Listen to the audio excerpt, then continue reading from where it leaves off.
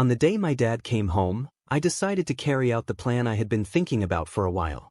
I put the drug into his tea, making sure to stir it well so it would dissolve completely. After that, I handed him the cup and watched as he drank it all, without any suspicion. We left the house soon after that, knowing it would take about 4 hours for the drug to fully take effect. The drug was supposed to make him unconscious, so we needed to be patient.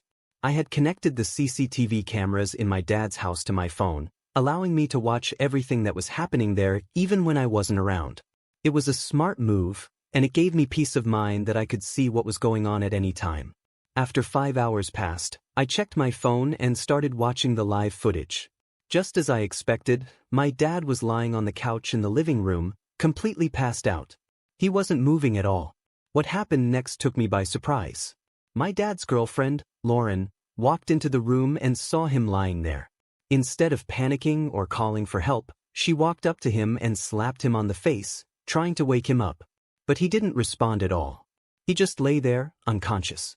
Rather than getting worried or concerned, Lauren did something shocking. She started jumping up and down, clearly excited. It was as if she had been waiting for this moment.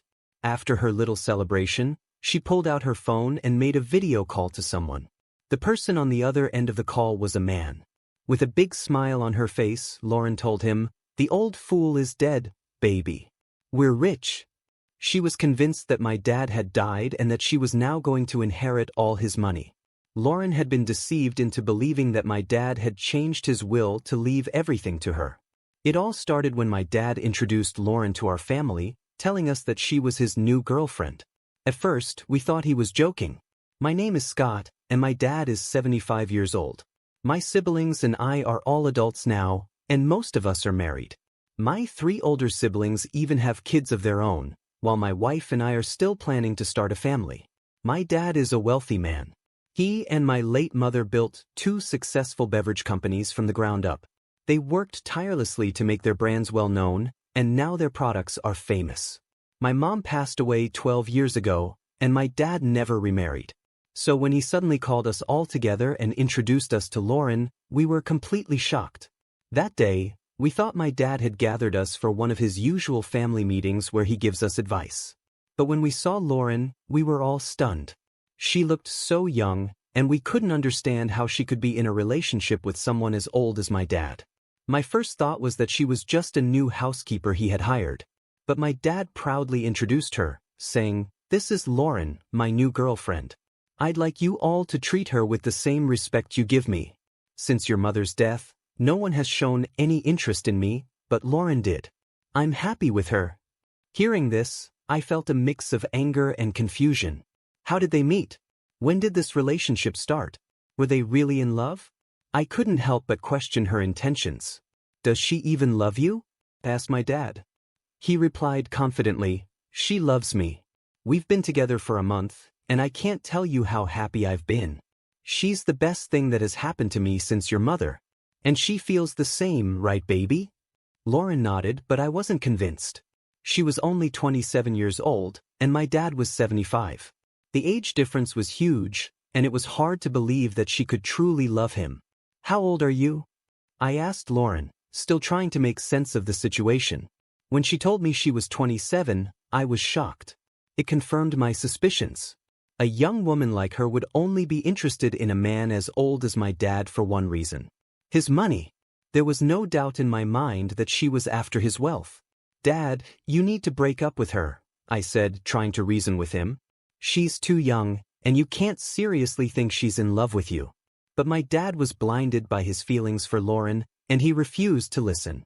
He believed that she truly cared for him, but I knew the truth.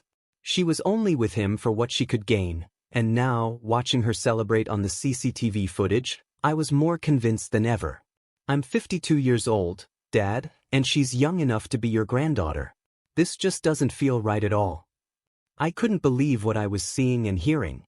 My father, a man in his 70s, was seriously dating a woman who was only 27 years old. The age difference was so massive that it was hard to wrap my head around it.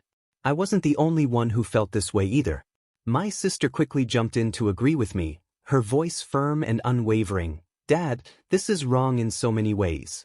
"And you, young lady?" she turned to Lauren. "There's no way you're actually in love with my father. I just don't believe it." Lauren, however, wasn't fazed by our disbelief. She looked us both in the eye, her expression sincere, and calmly explained, "I understand that it's hard for you to believe because of how young I am. But please believe me when I say that I genuinely like your dad, a whole lot. In fact, I've never been in a relationship before because I've never been attracted to younger men. Your dad is the first man I've been with, and I haven't regretted a single day spent with him. I love him." Her words were smooth, convincing even. I had to admit she was good with her words. It wasn't just what she said but how she said it that made it so believable. She didn't need to do much more than talk, and somehow, she managed to lower our defenses. My sister and I exchanged looks, still skeptical but also unsure of how to respond. Could she be telling the truth? Could someone so young really fall for a man so much older? We spent the rest of that day at my dad's house, trying to get to know Lauren better. She was incredibly hospitable, going out of her way to make us feel comfortable.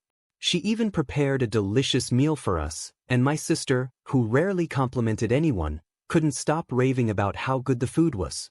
Lauren was so thoughtful that she even packed some extra food for my sister to take home, knowing how much she had enjoyed it. There was something so humble and down-to-earth about Lauren that made it hard to dislike her. She was kind, polite, and seemed genuinely interested in our family. After that day, we met Lauren a couple more times, and with each meeting, our skepticism slowly began to fade. She was consistent in her kindness and care, always making sure my dad was happy and well taken care of. My dad, who had been lonely for so long after my mom passed away, seemed to have found new joy in life with Lauren by his side. He would call me nearly every evening, his voice full of excitement as he recounted the day's events.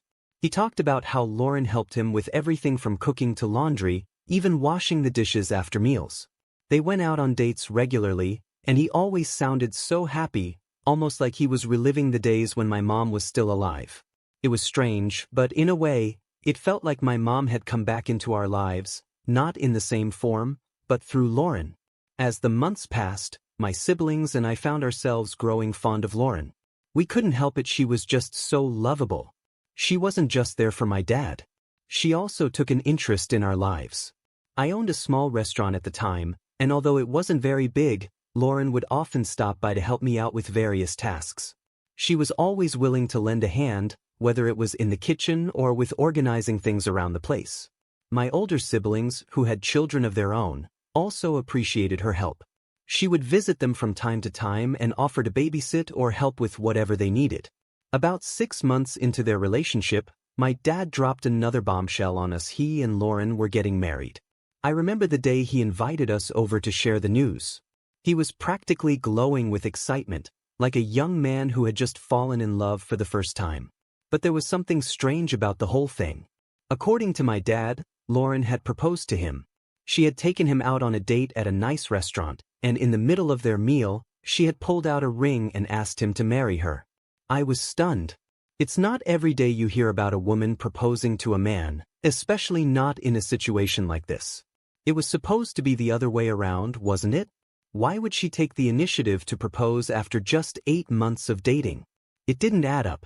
When we asked my dad why she did it, he said that Lauren was afraid he might not want to marry her because of the age difference. She was worried that he would hesitate, thinking she was too young, so she decided to prove that she was serious about their relationship by proposing herself. My dad thought it was cute and thoughtful, a sign of her commitment and readiness for marriage. I wasn't so sure. The whole situation felt off, but my dad seemed genuinely happy, and Lauren continued to be as sweet and supportive as ever. It was hard to argue against the marriage when both of them seemed so certain about it. I wanted to believe that Lauren's intentions were pure, that she truly loved my dad and wasn't just after his money. But there was always that nagging doubt in the back of my mind, the feeling that something wasn't quite right. The wedding was a small affair, just close family and a few friends. My dad was over the moon, and Lauren looked radiant in her wedding dress. As I watched them exchange vows, I couldn't help but wonder if this was really what was best for him. Could a marriage built on such an unusual foundation really last? Only time would tell. In the weeks following the wedding, things seemed to settle into a routine. Lauren moved in with my dad, and they started their new life together. My siblings and I continued to visit, and each time, Lauren was as warm and welcoming as ever. She made my dad happy, and that was what mattered most. But despite her charm and the way she had won us over, there was still a part of me that remained cautious, always watching for signs that her intentions might not be as genuine as they seemed. Looking back now, I realized that my initial concerns were valid. Lauren had been very strategic in the way she presented herself to us, carefully crafting an image of the perfect partner for my dad. She knew exactly what to say and do to win our trust, and in the end, we were all taken in by her act. But as time went on, the cracks in her facade began to show, revealing a different side of her, one that was more focused on what she could gain than on truly loving and caring for my father. It's hard to admit, but I should have trusted my instincts from the beginning. My dad deserved better, and it pains me to think that we didn't see through Lauren's act until it was too late. Love can be blind, and sometimes, it takes more than just good intentions to protect the people we care about. At first, I thought the same as everyone else. It made sense to me that Lauren might have believed my dad would never marry her because of the significant age gap between them. So, when she proposed to him herself, I saw it as a clear sign that she was genuinely ready for marriage. That's what I convinced myself to believe, so I decided to support her in every way I could. My siblings seemed to share the same reasoning. We all came to an agreement that their marriage was okay, even if deep down, we had our doubts. It wasn't as if our disagreement would have stopped the wedding anyway. Our dad was determined to go through with it. As we began preparing for the wedding, I noticed something that seemed a bit off. Lauren was very insistent on having a court wedding instead of the traditional church ceremony. This struck me as odd, given that our family had always valued religious ceremonies.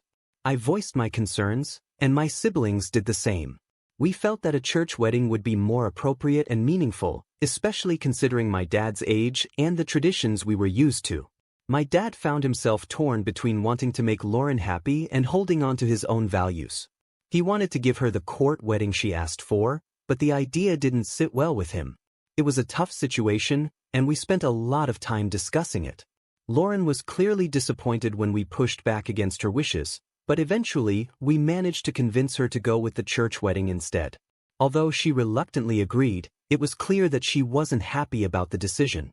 On the day of the wedding, something felt off again. Lauren didn't seem as excited as we had expected. Her demeanor was subdued, and she didn't have the radiant joy that most brides have on their wedding day. We were all fooled into thinking that she might have been feeling unwell, perhaps just dealing with a headache or pre-wedding jitters. We felt bad for her, and my sister, in particular, spent a lot of time comforting her and staying close to her throughout the day. We chalked it up to nerves and hoped that once the ceremony was over, everything would go back to normal. After the wedding, life for my dad and Lauren began. For the first 3 months, my siblings and I decided to give them some space. We thought it would be best to let them enjoy their new life together without us constantly dropping by. We wanted our dad to have all the fun and happiness he deserved with his new wife. Looking back, I realize now that this was a mistake, a silly one that we would later regret. It wasn't until 5 months later that I finally visited my dad. As soon as I saw him, I noticed something was different. He seemed quieter than usual, and it was clear that he had lost some weight. His clothes looked a bit looser, and his face had a tired, worn-out look that I wasn't used to seeing. When I asked him if he was okay, he put on a smile and assured me that everything was fine. But I know my dad too well. His smile didn't reach his eyes, and I could tell that something was bothering him. While we were talking, Lauren walked into the living room. I noticed that my dad flinched slightly as she entered, which made me frown. It was a subtle reaction, but it was enough to raise my suspicions even more. Lauren greeted me with her usual cheerful smile and sat down next to my dad, resting her head on his shoulder. We chatted for a while, but the whole time, I couldn't shake the feeling that something was wrong. As I was getting ready to leave, I decided to have a private conversation with Lauren. I asked her to walk with me to my car, hoping to get some answers about what was going on with my dad. As we walked, I turned to her and asked, "Is my dad okay? He looks different, and his behavior is strange. What's going on?" I watched as Lauren's cheerful demeanor quickly faded. She looked down at the ground, avoiding my gaze. "Your dad isn't making me happy, Scott," she finally said, her voice soft and full of frustration. "Ever since we got married, he's been distant. He pushes me away sometimes, and on some nights, he even sends me out of the bedroom." Her words hit me like a ton of bricks. "What? Are you serious? He sends you out of the room?" I couldn't believe what I was hearing. "Yes," she replied, looking up at me with a mixture of sadness and anger. "Can you believe it? I'm a young woman and I'm his wife. But he's treating me like this." She shook her head in disbelief. I was stunned. This wasn't like my dad at all. He had always been caring and considerate, especially towards the people he loved. Hearing Lauren describe his behavior made me worry even more. Something was definitely wrong, and I needed to get to the bottom of it. After our conversation, I left with a heavy heart. I couldn't stop thinking about what Lauren had told me. The image of my dad, distant and pushing her away, didn't fit with the man I knew. But at the same time, I couldn't ignore the fact that Lauren seemed genuinely upset. She had always been so good to my dad and to our family, and I had started to believe that maybe she really did care for him. But now, I wasn't so sure. Over the next few days, I tried to piece together what might be happening. I spoke to my siblings, and they too had noticed some changes in our dad during their visits. He was quieter, more withdrawn, and didn't seem to have the same energy he once had.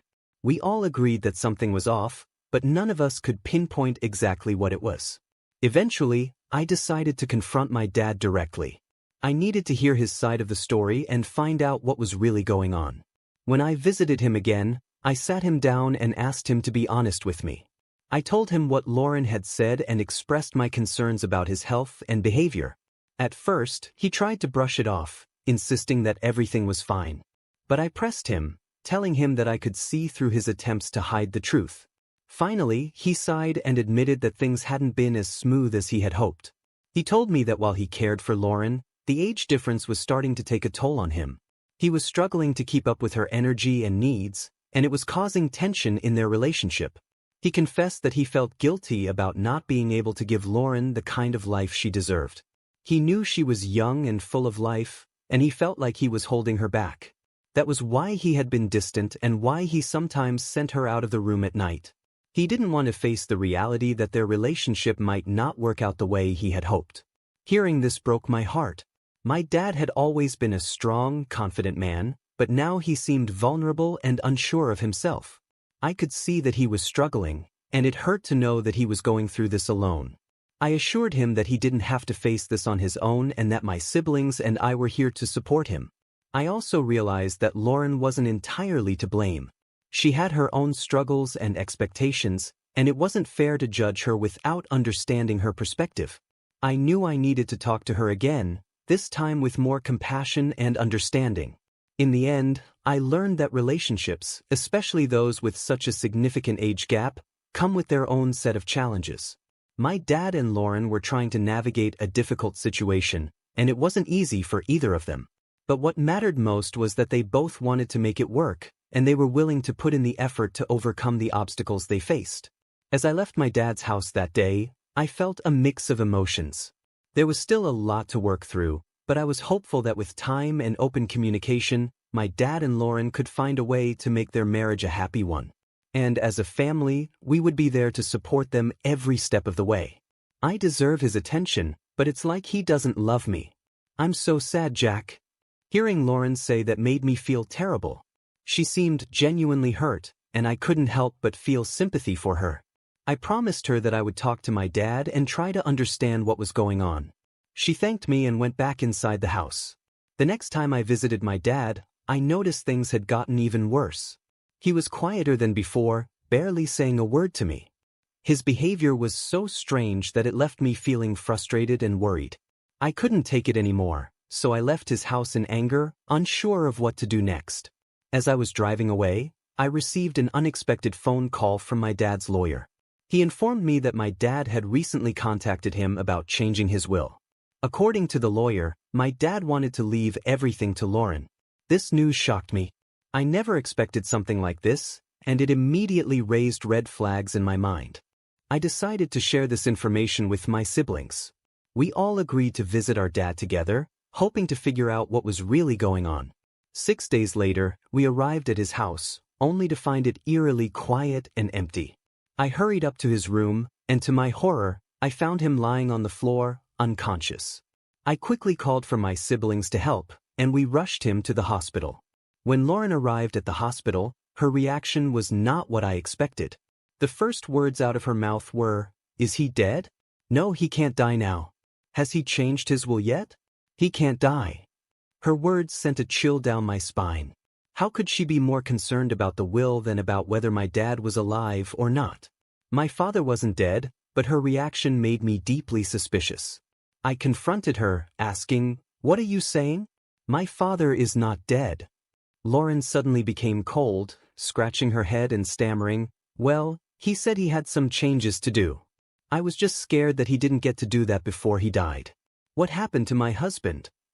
Her behavior only made me more suspicious.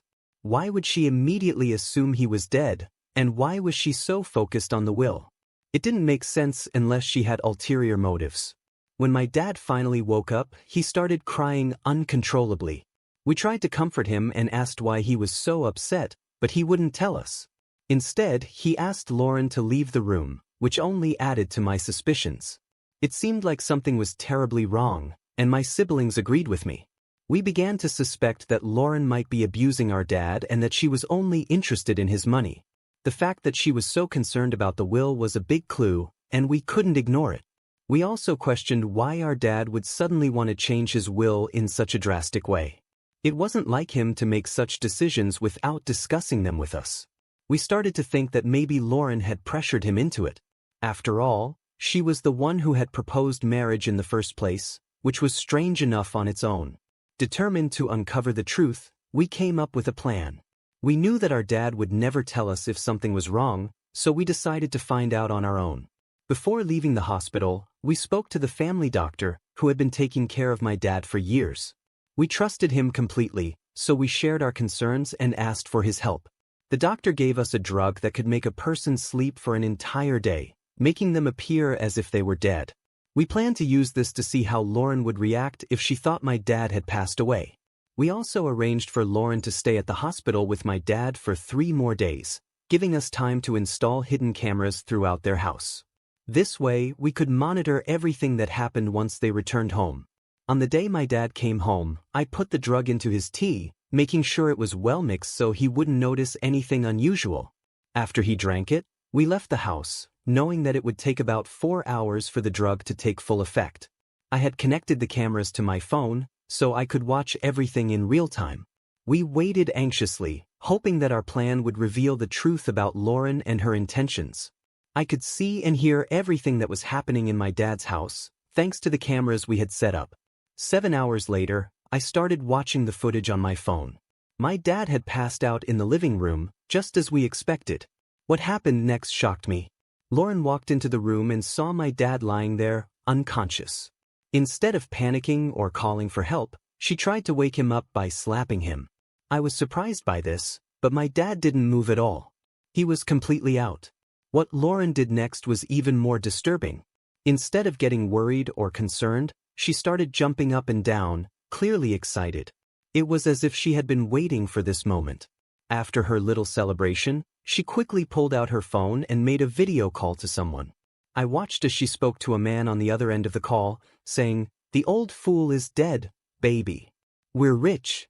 She was convinced that my dad was dead and that she was about to inherit all of his money. What Lauren didn't know was that the lawyer had played a trick on her.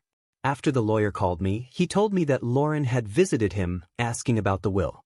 Sensing something was wrong, he lied to her, saying that my dad had indeed changed his will to leave everything to her. The lawyer had been with our family for a long time, so he knew how to handle the situation. I was so grateful to him for his quick thinking. While Lauren was busy celebrating with the man on the phone, I immediately contacted the police and my siblings. We all rushed over to my dad's house, determined to catch her in the act. When we suddenly burst into the house, Lauren was completely taken aback. She tried to escape, but it was no use. The police were quick to handcuff her and take her straight to the station. At the police station, it was discovered that Lauren and her 24-year-old boyfriend had been plotting to scam my dad. The boyfriend was also arrested, and both of them were taken to court. My dad was heartbroken when he found out the truth, but he didn't waste any time. He immediately divorced Lauren and cut all ties with her. Once Lauren was arrested, my dad finally opened up to us. He admitted that she had been abusing him, both emotionally and physically. He also confessed that he felt ashamed and disappointed in himself for not seeing through her sooner. However, he was relieved that we had saved him from her clutches. My dad also made it clear that he would never date or marry anyone ever again. He was done with relationships after this terrible experience. In court, Lauren was charged with emotional and physical abuse as well as fraud. She was sentenced to 30 years in prison, while her boyfriend received 20 years for being an accomplice. As Lauren was being led away, she broke down in tears, crying and apologizing to us. Her parents were also in tears. They told us that Lauren had run away from home, and they had thought she was missing. We felt bad for them, but we knew that Lauren had to be punished for what she had done. She was nothing more than a gold digger, trying to take advantage of my dad's kindness and wealth. Thank you for watching. Make sure to subscribe and leave a comment down below saying, "I subscribed," and we will do our best to